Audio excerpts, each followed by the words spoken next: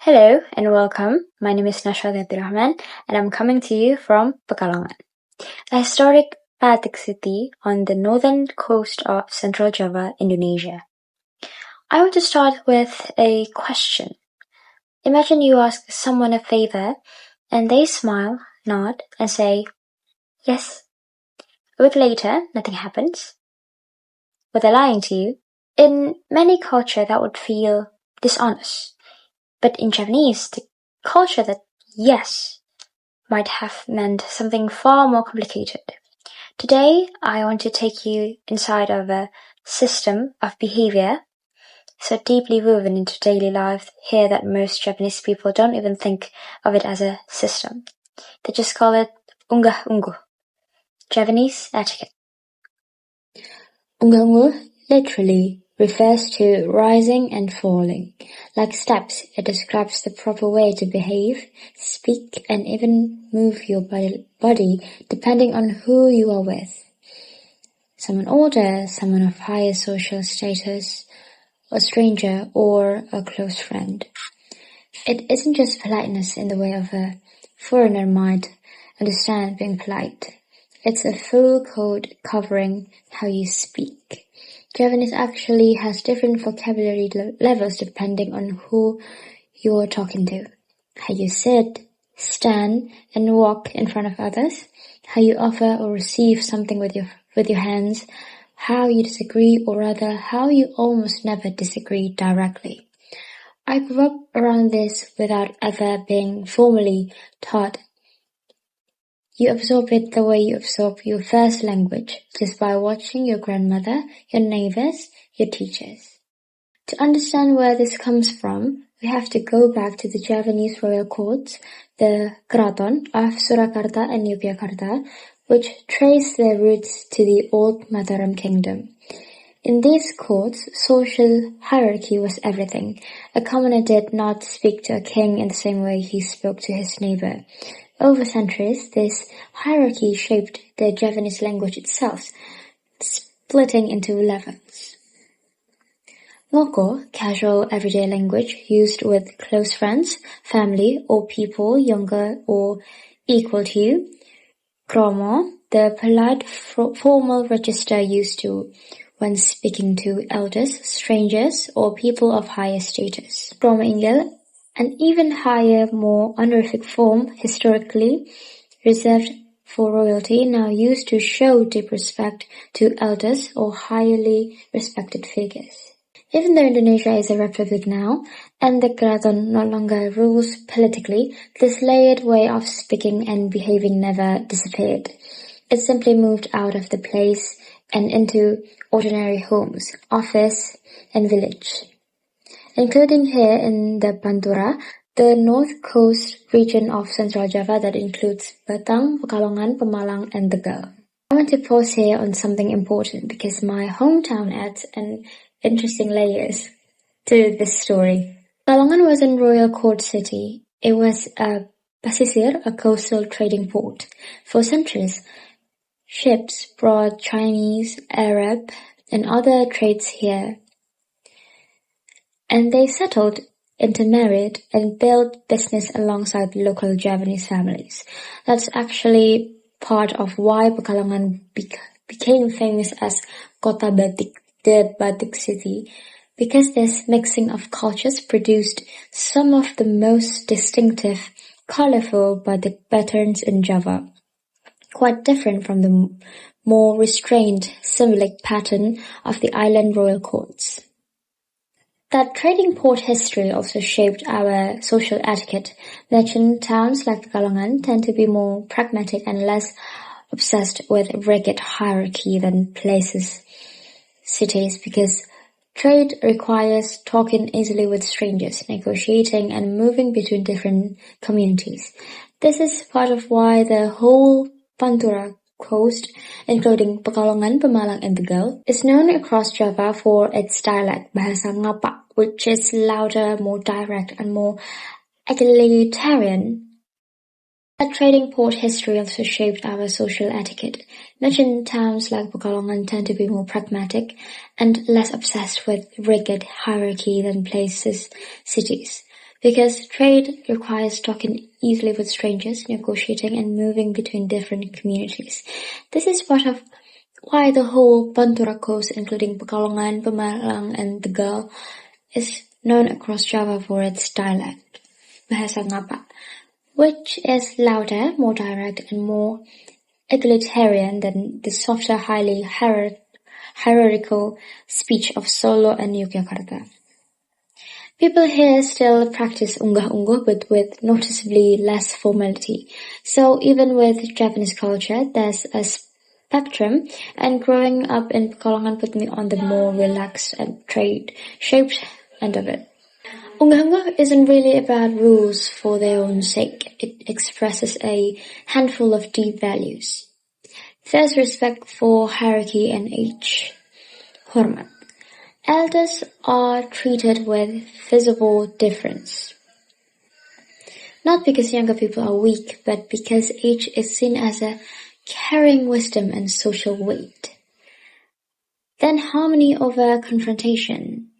Javanese culture places enormous value on social harmony. Open conflict is seen as something almost embarrassing, a failure to manage a relationship properly. This is why direct no is rare. Self-restraint, jaga rasa, or guarding feelings. Javanese people are taught from childhood to control outward display of emotion, anger, disappointment, even excessive excitement. Calmness is considered a sign of maturity, not coldness. Indirect communication means is often carried in tone, body language, and context rather than words. A slightly delayed answer, a change of subject, or an overly polite refusal or communicate no. You just have to know how to listen for it. These values aren't unique to Java, of course, but the degree to which they are embedded into everyday language and gesture is what makes this system distinctive. This is where things get interesting because unggah-ungguh is one of the most commonly misread parts of Indonesian culture by outsiders. Misunderstanding yes means agreement. A Javanese person might say yes or I'll try simply to avoid the discomfort of refusing you directly. It's not deception. It's a soft way of saying probably not, while preserving your dignity and theirs. Misunderstanding. Smiling always means happiness. Javanese people sometimes smile in tense, awkward, or even sad situations. It's a social buffer, not necessarily genuine joy. A foreigner might misread this as insincerity when it's actually a form of emotional control. Then silence means there's a problem or means agreement. Silence in Javanese interaction can simply mean someone is thinking, showing respect, or avoiding overstepping. It isn't automatically negative, and it isn't automatically a yes either. Body posture is just casual habit, slightly bowing the body and lowering the hand while walking past a group of seated elders. A gesture called "Nyuwun sewu," excuse me, or asking permission, can look like shyness or even submission to outsiders. In fact, it's a small practiced sign of respect, not weakness.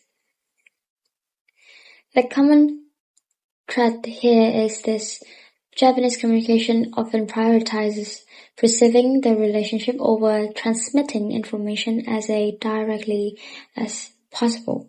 If you come from a culture that values directness, this can feel confusing or even frustrating. To make this clearer, let's compare Javanese etiquette with Japanese etiquette, a culture many international views may already be somewhat familiar with. Both cultures share a strong emphasis or hierarchy based on age and status. In direct communication, especially around refusal, physical gestures of respect bowing in Japan and the lowered nuanceable posture in Java. The idea of maintaining group harmony outweighs individual self-expression. But there are differences too. Japanese etiquette tends to be highly standardized.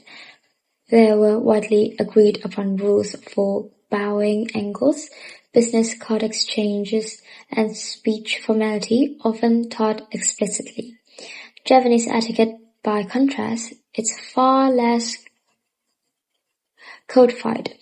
Outside the royal courts, it's transmitted informally through families and community, and it varies noticeably by region, as I mentioned, with our own Pantura dialect being more relaxed than Solo or Yogyakarta. I'd also compare this briefly with cultures that prize directness, such as many Western, particularly North American or Northern European, communication styles where saying exactly what you mean is considered honest and efficient. In those cultures, Javanese indirectness might be misread or as evasiveness, but within Javanese logic, directness that risks embarrassing someone else is that would be considered rude. Neither approach is more polite than the other, they're just optimizing for different things. Directness optimizes for clarity, while unggah-ungguh optimizes for harmony. For a long time, I honestly didn't think much about unggah-ungguh. It was just how things are. Growing up in Badik trading family town like Pekalongan, I actually saw both sides of it up close. The relaxed, direct way people bargain and joke in the Badik market, and the more cheerful, careful, respectful tone that same person switches into moment an elder or a guest walk in. It was only when I started interacting with people from other backgrounds that I realized how much unspoken meaning is packed into a simple because a lowered voice or an indirect maybe. What I've come to appreciate is that this isn't about being fake or avoiding honesty. It's about a different definition of respect, one where protecting someone's dignity and keeping a relationship comfortable is treated as seriously as the information itself. I think this matters especially now because as the world gets more connected, more of us are working, studying, and building friendships across cultures. If we only judge the other people's communication styles with our own culture's rules, we'll misread each other constantly. Understanding unggah-ungguh isn't just about Java, it's a reminder that politeness itself isn't universal. It has a history, a logic, and a purpose, even when it looks completely different from what we are used to. So next time someone from Java tells you Inshallah nanti God willing later, instead of a clear yes or no, I hope you'll hear it as a little differently. Not as avoidance, but as a small act of care, shaped by centuries of history and a culture that still believes how you say something matters just as much as what you say.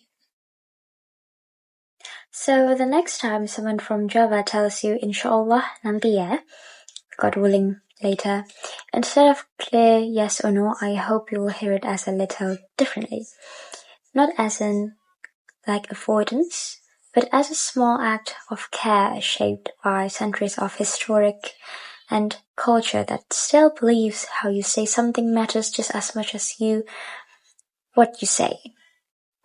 And thank you for watching. My name is Nashrat Abdurrahman from Pekalongan, Central Java, the Batik city. This has been a small window into unggah-ungguh, the quiet rules of Javanese etiquette. Thank you.